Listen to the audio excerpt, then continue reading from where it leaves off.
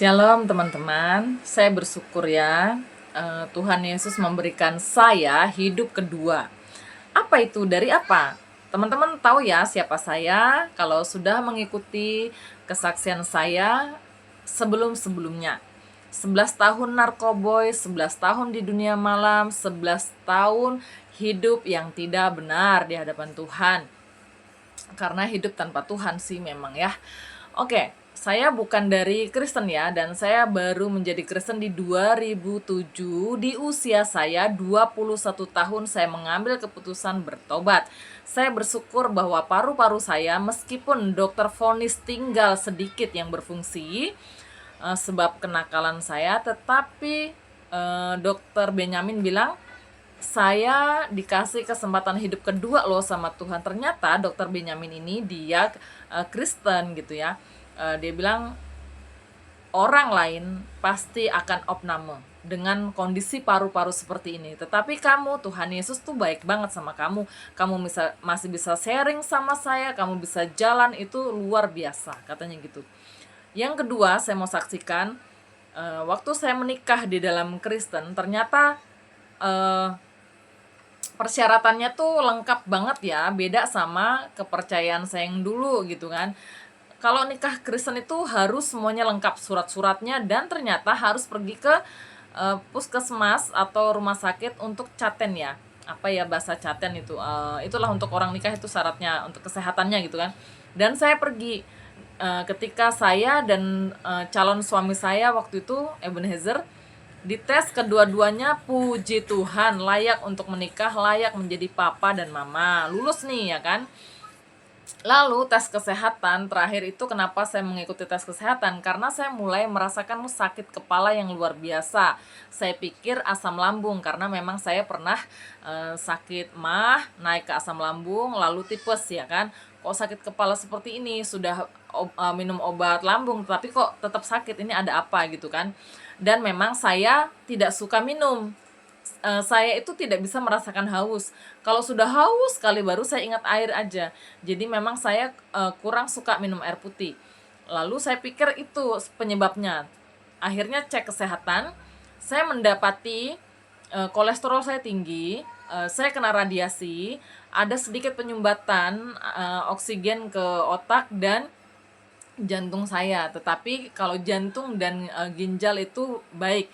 Yang paling bagus adalah hati ya. Darah juga secara apa sih bahasanya kemarin, keasaman darah ya kalau nggak salah, denger ya teman-teman ya, saya bukan dokter sih jadi lupa dengan penjelasan yang begitu panjang lebar ya. Itu bagus gitu. Jadi misalnya standar kesehatan tuh berapa ya kemarin ya, misalnya sini kan saya kasih contoh 50% gitu ya. Saya itu di 60%-nya gitu, jadi masih di atas standar kesehatan gitu. Dan saya bersyukur bahwa kehidupan yang sekarang saya jalani adalah kehidupan yang kedua. Karena itu saudara-saudara, bersyukurlah kalian yang hidupnya baik, sehat.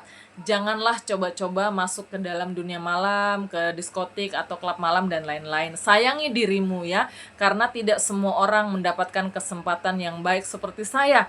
Ada pengalaman baru 1 kali dia loh pakai narkoboy, sudah maaf sarafnya terganggu, bahkan maaf ada yang over, sudahlah saya nanti kena PL. Ada yang OD, tahu OD ya, singkatan OD ya. Jadi tidak semua orang diberi kesempatan seperti yang saya alami. Karena itu saya akan menghargai anugerah ilahi ini. Saya akan bersaksi bahwa Tuhan Yesus baik.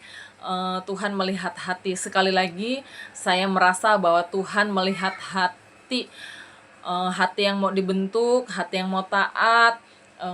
Saya bersyukur dan saya berkomitmen untuk melayani Tuhan seumur hidup saya. Saya akan bersaksi di seluruh apapun yang saya bisa ya. Kalau seluruh dunia, ya itu mimpi saya. Tetapi untuk memenuhi itu mungkin lewat online saja, karena saya ekonominya sedang masih seperti ini. Tetapi jika satu hari saya kaya raya, saya akan penuhi janji saya.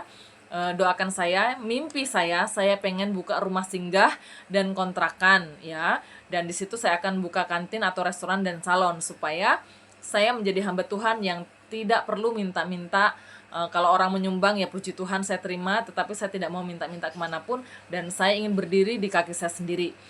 Kenapa buka rumah singgah?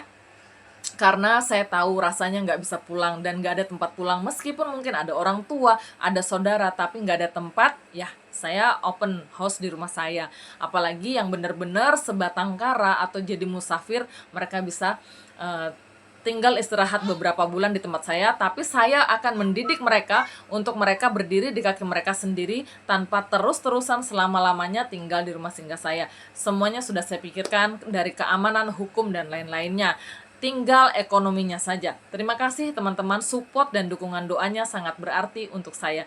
Tuhan Yesus memberkati kita semuanya.